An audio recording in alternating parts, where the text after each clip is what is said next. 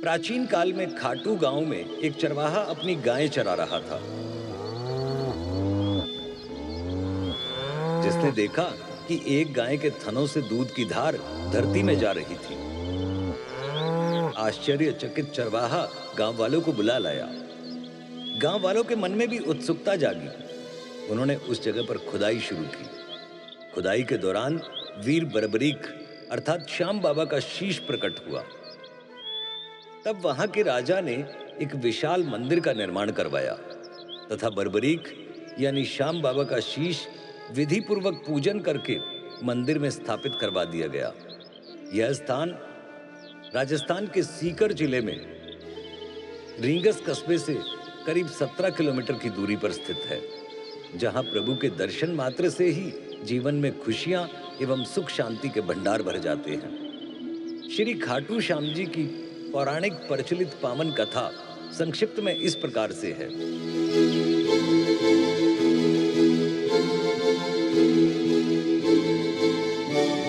महाराजा पांडु के द्वितीय पुत्र भीमसेन ने हिडिंबा से विवाह किया। हिडिंबा और भीमसेन को घटोत्कच नामक पुत्र की प्राप्ति हुई और घटोत्कच के पुत्र हुए बर्बरीक। बचपन से ही उनके बाल अत्यंत घुंघराले थे, इसी वजह से उनका नामकरण बर्बरीक किया गया। बर्बरीक बचपन से ही मातृभक्त थे। मां अहिल्यावती का एक एक शब्द उनके लिए जीवन का आधार बन जाता था। मां अहिल्यावती के कहने पर ही उन्होंने देवी की उपासना शुरू की। बर्बरीक की अखंड तपस्या से जगत जननी प्रसन्न हुई और जगत जननी माता स्वयं बर्बरीक के सामने प्रकट हुई और उसे 3 बाण देते हुए वरदान दिया कि अब विश्व में उसे कोई नहीं हरा सकता है। 3 अमोघ बाण प्राप्त करने के बाद बर्बरीक विश्व के सबसे वीर पुरुष बन गए थे। वहीं दूसरी ओर महाभारत युद्ध के लिए कौरव पांडव दलों के विशाल शिविर आमने सामने थे।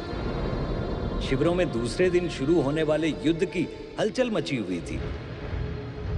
युद्ध नीति के अनुसार सूर्यास्त के पश्चात दोनों पक्षों के लोग आपस में मिलजुल सकते थे। अतः धर्म युद्ध के इन शिविरों में भी सैनिक आपस में मिलजुल रहे थे। शिविरों के बीच की भूमि वीरों के आवागमन से भरी हुई थी। तभी एक तेजस्वी योद्धा आया। पीपल वृक्ष के नीचे शस्त्र आदि उतारकर जलपान किया और अब विश्राम करने के लिए बैठ गया।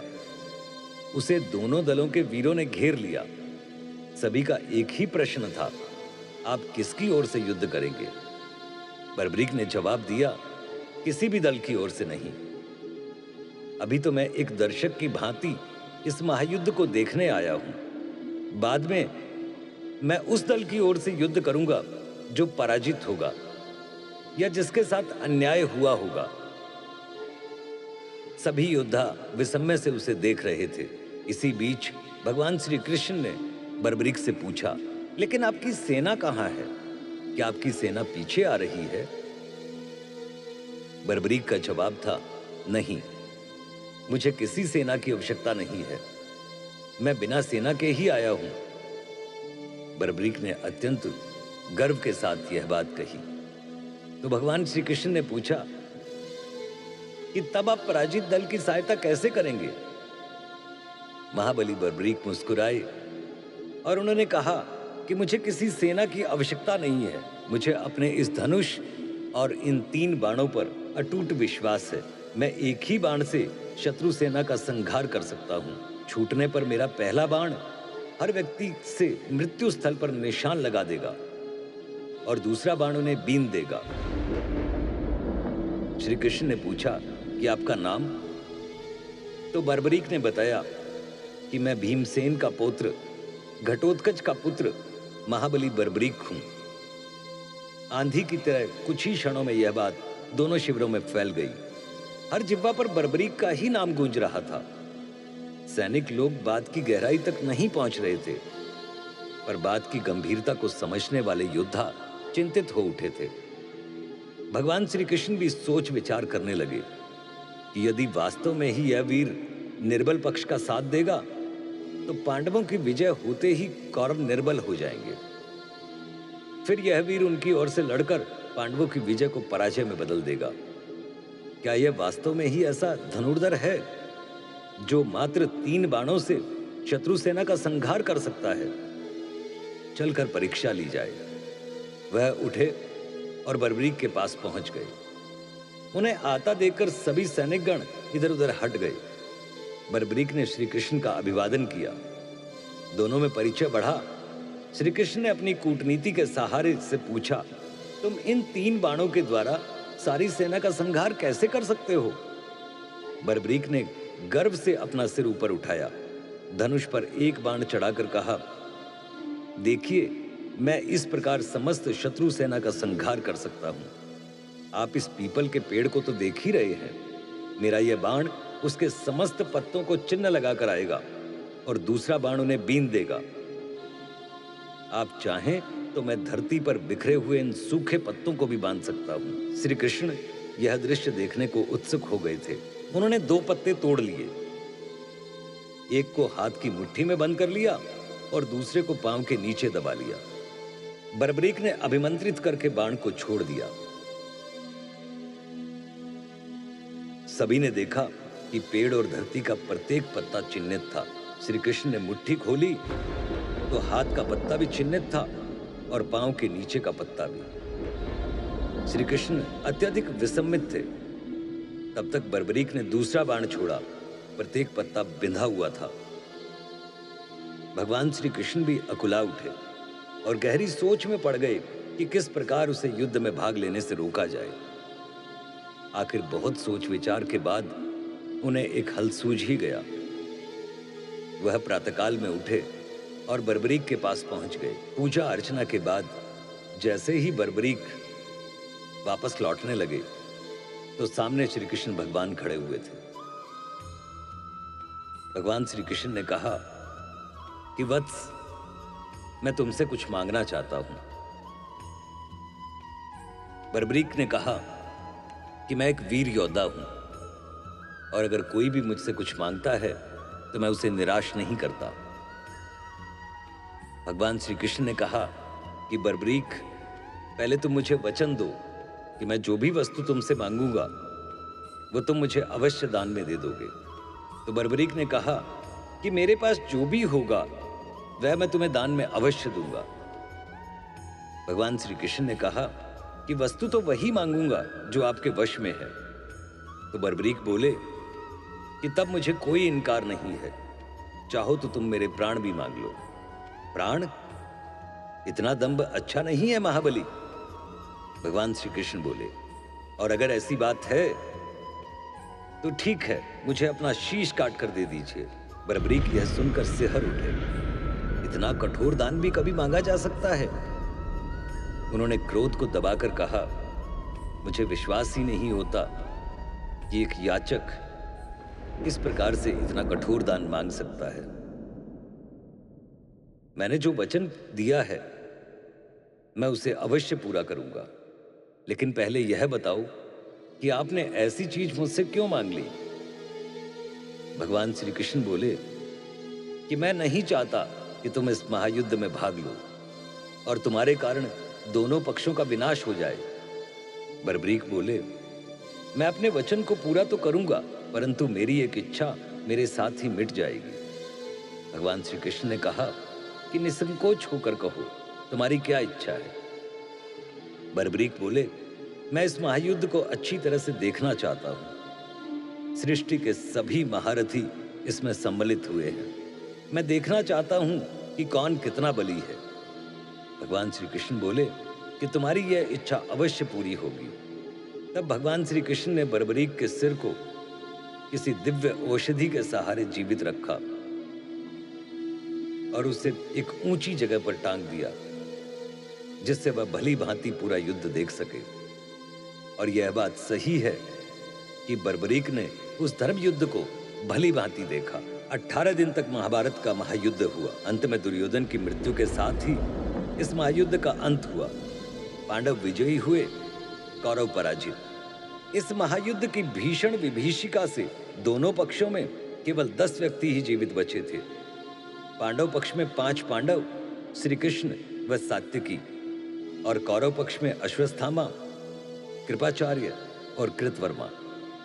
युद्ध समाप्ति के पश्चात भगवान श्री कृष्ण ने देखा कि पांडव अपनी विजय के मद में चूर हैं।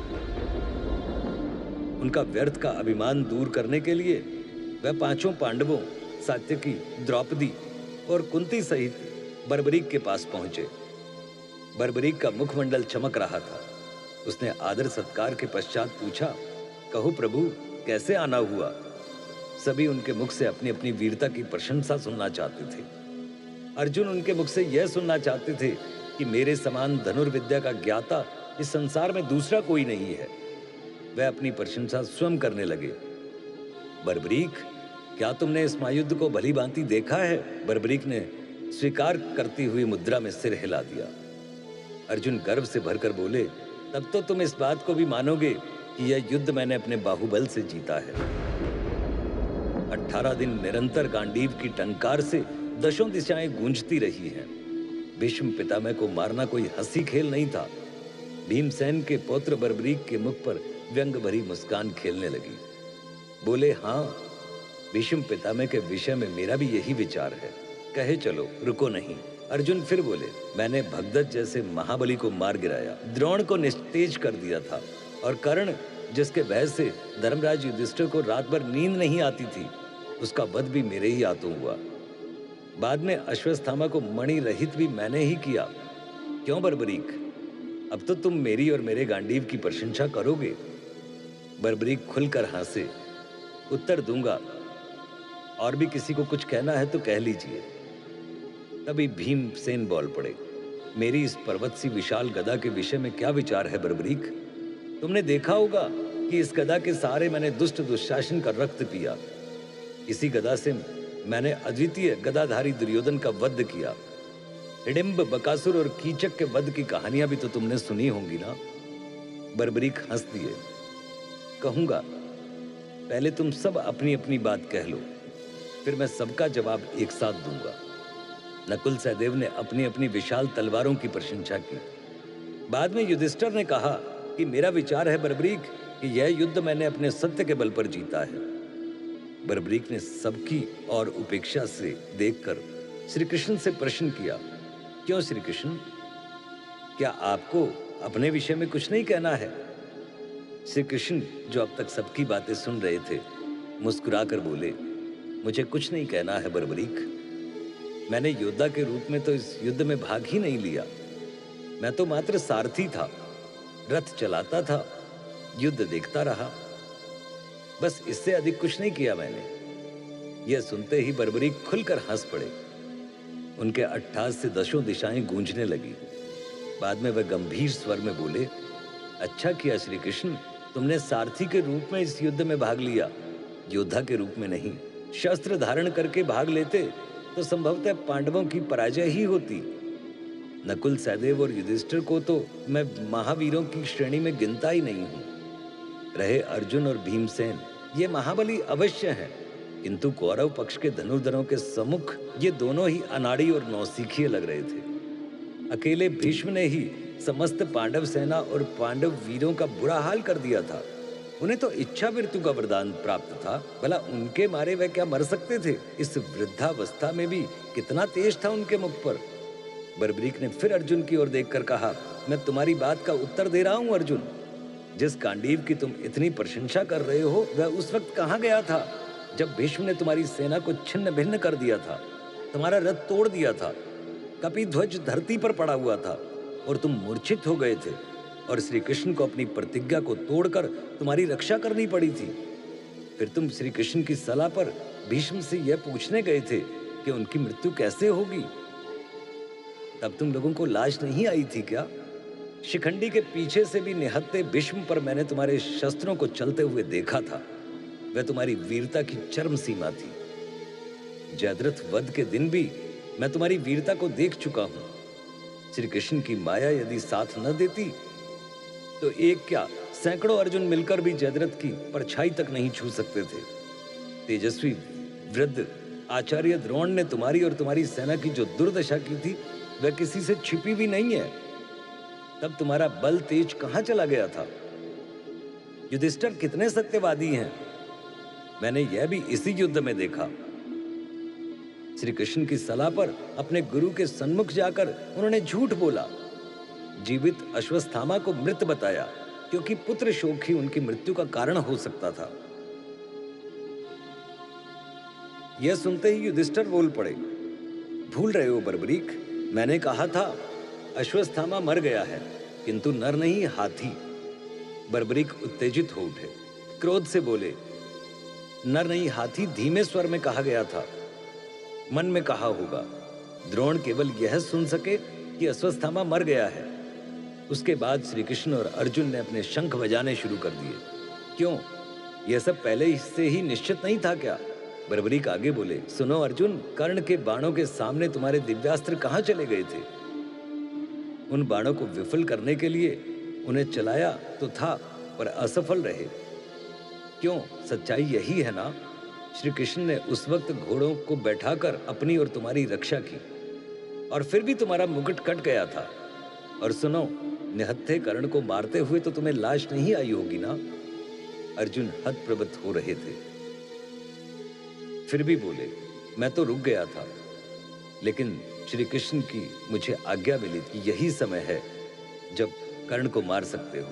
यदि कर्ण के रथ का पहिया कीचड़ से निकाल कर रथ पर बैठ गया तो एक क्या अनेक अर्जुन भी उसे नहीं मार पाएंगे। बर्बरीक की वाणी में व्यंग उभर आया। ठीक ही किया श्री कृष्ण ने, तुम्हें युद्ध जो जिताना था, मुझे याचक बनकर बेकार कर दिया। बलि भगदत्त की प्रचंड शक्ति को श्री कृष्ण ने अपनी छाती पर सहा, क्योंकि तुम्हारे शरीर के वह शतखंड कर देती। हाँ भीम, अब तुम भी सुनो, यह तो सच ही है ना कि तुम अतुल बल के स्वामी हो। तुमने निश्चित ही हिडिंब, बकासुर और कीचक को मारा, पर यह युद्ध तो गदा से जीता भी नहीं जा सकता था, क्योंकि इस युद्ध में इस युग के सर्वश्रेष्ठ धनुर्धर सम्मिलित हुए थे। धनुर्धर कर्ण के सम्मुख तुम्हारी गदा का क्या हो गया था, जो तुम जान बचाने के लिए मरे हुए हाथियों के झुंड के पीछे जा छिपे थे? कर्ण ने अपने धनुष की डोरी तुम्हारे गले में डालकर तुम्हें बाहर खींच लिया था। वह चाहते तो तुम्हारा वध कर सकते थे, किंतु उन्होंने तुम्हें छोड़ दिया। और तुम्हें ही क्या, उन्होंने नकुल, सहदेव और युधिष्ठिर को भी छोड़ दिया था। आज तो तुम अपनी वीरता की डींगे हाँक रहे हो, लेकिन यह भूल गए कि तुम उस महारथी के प्राण दान लेकर लौटे थे। वास्तव में ही वह सच्चा दानी था। तभी श्री कृष्ण और कुंती की आंखें टकराई। कुंती की आंखों में आंसू थे, किंतु बर्बरीक बोलते ही रहे। उन्होंने अवसर मिलने पर भी तुम्हें क्यों नहीं मारा, यह वास्तव में अद्भुत रहस्य है। वैसे इस बात से उनकी करुणा तुम पर प्रकट होती है। जयद्रथ के सामने तुम्हारी वीरता कहाँ चली गई थी? उन्होंने तुम्हें चक्रव्यूह में घुसने तक नहीं दिया था। सुनो भीम, तुम्हारे और दुर्योधन के बीच हुए गदा युद्ध में तुम अपनी मानवता प्रकट कर सकते थे, किंतु वहां पर भी तुमने नीचता का प्रदर्शन किया। श्री कृष्ण के ही इशारे पर गदा युद्ध के नियमों का उल्लंघन करके तुमने दुर्योधन की जांघ पर गदा मारी। धिक्कार है तुम्हें और तुम्हारी वीरता पर। बलराम तो तुम्हारी दुष्टता का दंड देने ही आए थे, पर श्री कृष्ण ने तुम्हें बचा लिया था, क्योंकि यह सब उन्हीं के इशारे पर हुआ था। धन्य था दुर्योधन, वीरता की लाज रखनी उसे आती थी। युधिष्ठिर के यह कह देने पर भी कि हम पांचों पांडवों में से किसी को भी द्वंद्व युद्ध के लिए चुन लो, उसने अपने से बलि को चुना। यदि शेष चारों में से वह किसी को चुन लेता तो क्या होता? गदा युद्ध व मल्ल युद्ध में ये सब उसके सामने खिलौने जैसे थे। वैसे युद्ध में तुम्हारी भी मृत्यु निश्चित थी, क्योंकि वह गदा युद्ध का श्रेष्ठ ज्ञाता और बहुत फुर्तीला था। फिर बर्बरीक सांस भरकर बोले, श्री कृष्ण की नीति पराजित कैसे हो सकती थी? मुझसे यदि कोई पूछे तो मैं यही कहूंगा कि इस युद्ध के वास्तविक विजेता श्री कृष्ण ही हैं, जिन्होंने अपनी बुद्धि और नीति के सहारे इस युद्ध को जीता है। मुझे तो इस युद्ध में चारों ओर श्री कृष्ण नजर आ रहे थे। श्री कृष्ण नीति की जय हो। यह कहकर बर्बरीक मौन हो गई। इतना सुनकर श्री कृष्ण ने महाबली बर्बरीक को खुश होकर यह वरदान दिया कि महाबली बर्बरीक, कलयुग में आप मेरे ही नाम से पूजे जाओगे, और जो आपको सच्चे मन से ध्याएगा वह मन वांछित फल पाएगा। और आज यह सच जगत विख्यात है कि उस काल के बर्बरीक आज के बाबा श्याम हैं।